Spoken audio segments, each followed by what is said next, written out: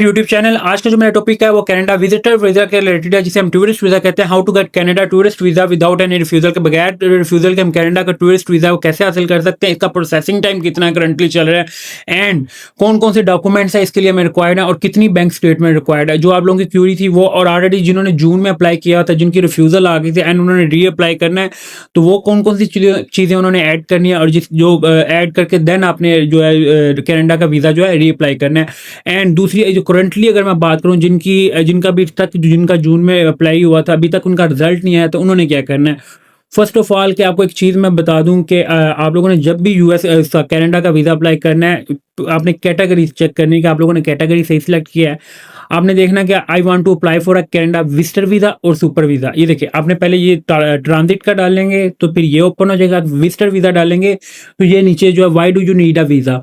आपने पहले कुछ चेक करना है कि आप लोगों का पर्पस क्या है। वहाँ पे आपने किसी फैमिली मेम्बर को मिलना है, या आपका कोई ऑलरेडी कनाडा में आपका कोई जानने वाला है, या कौन है या नहीं है। एक चीज़ अगर है तो देन आपने इसको ये देखना है कि आपका अगर आपके पास कोई कॉन्फ्रेंस वगैरह है, तो देन आपने फॉर बिजनेस रीजन के रिलेटेड लिखना है। एंड जब अगर आपके पास कोई चीज़ नहीं है, then you will select to visit Canada as a tourist. ये आपने ये कैटेगरी जो है आप लोगों ने सेलेक्ट करनी है। ये आपने जरा ये चीज़ देख लें जहाँ पे आप लोगों की सबसे ज़्यादा मिस्टेक थी। आप लोगों ने एक to visit other family who are not listed above और friends for less than 6 month. ये कैटेगरी को भी ज़रा समझ लेना, then you will select this category. और अगर आप लोगों के पास कोई कॉन्फ्रेंस है, तो आपने to visit Canada as a tourist नहीं ऐड करना। आपने तब जो सबसे ज़्यादा इशू आया वीज़ा रिफ्यूज़ल की, for business reason like a meeting, conference, event और ट्रेनिंग, आपने ये सिलेक्ट करना है। जिसकी कोई बिजनेस मीटिंग है, जिसकी कोई कॉन्फ्रेंस है, वहाँ पे कोई इवेंट है या कोई ट्रेनिंग है, वो आपने इस कैटेगरी को सिलेक्ट करना है। To visit Canada as a tourist नहीं करना है। दूसरी अगर मैं बात करूँ, यहाँ आप लोगों ने अपने डेट्स मेंशन करनी है and why you will visit Canada. यहाँ आपने थोड़ा सा जो है आपने मेंशन कर देना। ये मैं आपको रैंडमली जो है कुछ लिख नहीं रहा, पर आपने यहाँ पे डेट प्रॉपर जो है मेंशन करनी है कि जी मैंने इस डेट को जो है ना, इस डेट को वापस आना है। पर मेक श्योर आपने करना है your minimum plan must B 15 days and maximum 30 days. 15 से 30 दिनों के अंदर का जो आप लोगों ने प्लान देना, ना इससे कम देना, ना आपने इससे ज़्यादा देना है। अगर आपने इससे ज़्यादा देना है तो आपने इसकी रीज़न लिखनी है, why you will stay after 1 month. 1 माह से ज़्यादा आप लोगों ने क्यों रहना है, और आपने जितने दिन आपने कनाडा का आप लोगों ने ट्रैवल प्लान देना है, जितनी देर का आप लोगों का वीज़ा है, मेक श्योर आप लोगों ने एक चीज़ करनी है कि आपने डे वाइज जो है कनाडा का ट्रैवल प्लान बनाना, कि डे फर्स्ट में मैंने ये करना है, डे फर्स्ट में 2 में मैंने ये करना है। ब्रीफली एक्सप्लेन, वो बेसिकली 3 पेजों का हो, 4 का हो, वो 5 का हो, वो 1 का हो। आपने ईच एंड एवरीथिंग जो you will mention in travel plan, आप किस होटल में स्टे कर रहे हैं, किस एयरपोर्ट पे आप लोगों की अराइवल है, किस एयरपोर्ट से आपका डिपार्चर है। एक चीज़ ये क्लियर है। दूसरी चीज़ ये है कि आप लोग जिनका वीज़ा रिफ्यूज़ हो गया, उन्होंने क्या करना है, आपने एक एप्लीकेशन भी अटैच करनी है, जिसे हम कहते हैं रिव्यू एप्लीकेशन। आपने ये मेंशन करना है कि I have apply Canada visa before, पहले भी मैंने अप्लाई किया। आप लोग एप्लीकेशन में भी सिलेक्ट करते हैं कि जी मेरा पहले वीज़ा रिफ्यूज़ हुआ है, बट आपने इसका एक पेज भी बनाना है and you will mention briefly answer के उन्होंने 179 भी लगाई है। उस यू आर कनाडा एम्बेसडर जो आप लोगों से सेटिस्फाई नहीं है, आपने इसको सेटिस्फाई करने के लिए आपने ब्रीफली अपना कवर लेटर में लिखना है कि मैंने पहले वीज़ा लिखा था, आप लोग सेटिस्फाई, आपका ये इशू था, आप उन्होंने देखा जी आपके होम का मोस्टली जो लगता है 179 बी में, वो कहते हैं आपके आउटसाइड ऑफ कनाडा जो टाइज मजबूत नहीं है, जहाँ पे आपका होम कंट्री के साथ जो आपके टाइज मजबूत नहीं है। आपने उसका क्या करना है, आपने एक पेज पे या 2 पेजेस पे, 3 पेजेस पे आपने इसको प्रॉपरली जो है इसका आंसर लिखना है, और वो भी आपने जो है एडिशनल डॉक्यूमेंट्स में अटैच करना है।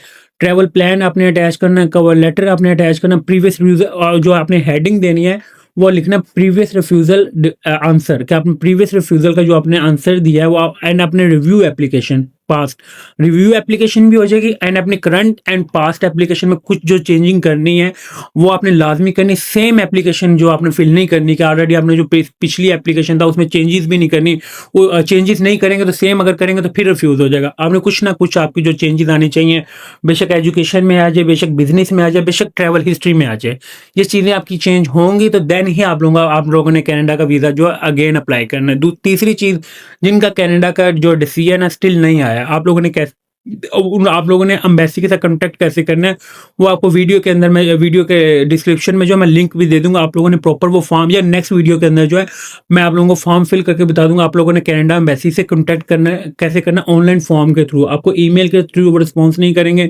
कॉल के थ्रू जो है रिस्पॉन्स नहीं करेंगे। आप लोगों ने कॉन्टैक्ट फॉर्म के थ्रू वो करना है कॉन्टैक्ट, और विद इन 45 वर्किंग डेज के अंदर जो आप लोग को वो इन्फॉर्म कर देते हैं। पर कनाडा एम्बेसी की अगर मैं बात करूँ, कनाडा एम्बेसी जो आप लोगों को रिप्लाई लाजमी करती होती है। और अगर मैं बात करूँ तो आपकी जो बायोमेट्रिक जो है वो वैलिड है, वो 10 साल के लिए। आप लोगों को ये कोई कंसेप्ट नहीं है जो आप लोगों का इशू आ रहा था जी, कनाडा का वो एजेंट कह रहा है आप दोबारा बायोमेट्रिक करा लें। नहीं, दोबारा करवाएं, 10 दफ़ा करवाएं, एक चीज़ ही इन्वॉल्व है, ऑलरेडी बायोमेट्रिक होगी, ये 10 साल के लिए valid. Why you will pay for again $85।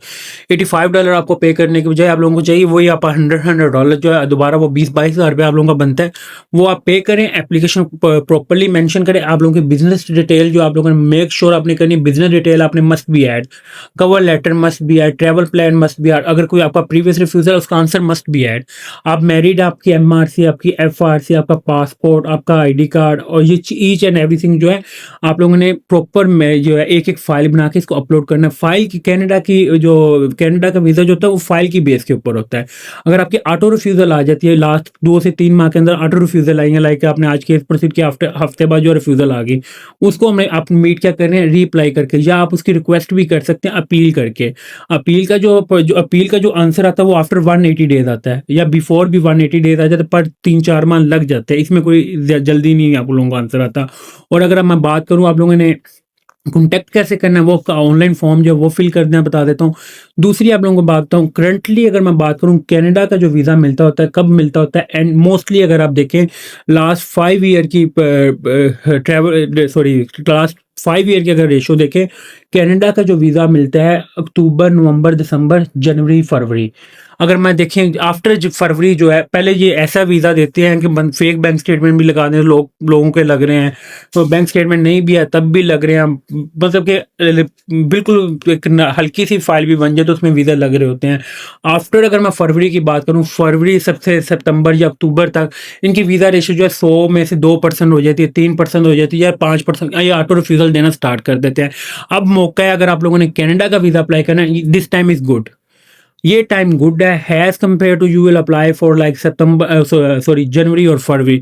जनवरी फरवरी से भी बेहतर टाइम ये है। अगर आप लोगों ने न्यू ईयर के स्टार्ट में करना है, जनवरी में अपनी फर्स्ट वीक ऑफ जनवरी करना है, या फर्स्ट वीक ऑफ फरवरी करना है, उसके बाद फिर वेट करना नेक्स्ट ईयर का, या नवंबर दिसंबर में किया करें या जनवरी फरवरी में किया करें। ये वो टाइम होता है जिसमें ऑल कंट्रीज की अगर मैं बात करूँ इस टाइम पे वीज़ा लग रहे होते हैं, और इस टाइम पे वीज़ा रेशो जो चल रही होती है वो कौन सी होती है, 90 to 95%। और अगर मैं बात करूँ कनाडा की जो रिजल्ट आता होता है वो आता होता है 47 to 48 प्रोसेसिंग डेज में। But if you will apply for in October, अगर आप लोग अक्टूबर में अप्लाई कर रहे होते हैं या नवंबर में करते हैं, इसमें इस टाइम के ऊपर जो कनाडा का डिसीजन आ रहा था वो 15 to 17 वर्किंग डेज में आ रहा था, जिसमें सैटरडे संडे इंक्लूड नहीं होता। ये प्रोसेसिंग टाइम, और करंटली अगर मैं प्रोसेसिंग टाइम की बात करूं जो इस माह का चल रहा है वो 47 वर्किंग डेज चल रहा है। 47 हो रहा है, कभी 48 हो रहा है, कभी 46 हो रहा है। ये चीज़ आपने मद्देनजर रखनी है, then you will get easily Canada tourist visa.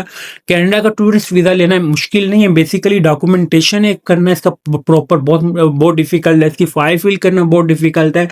ये कोशिश ये करें अगर आप लोग एजुकेटेड हैं खुद करें, अगर नहीं है तो फिर किसी एजेंट या कंसल्टेंट, उसके एजेंट या कंसल्टेंट से करवाना जो प्रोफेशनल हो। आप किसी भी जिस एरिया से बिलोंग करते हैं, आप उसमें जो प्रोफेशनल बंदा आप उसके पास जाए, उसको जाके कहेंगे मेरे ये फॉर्म फिल कर दे, ठीक है, it has compare to refusal लेने के।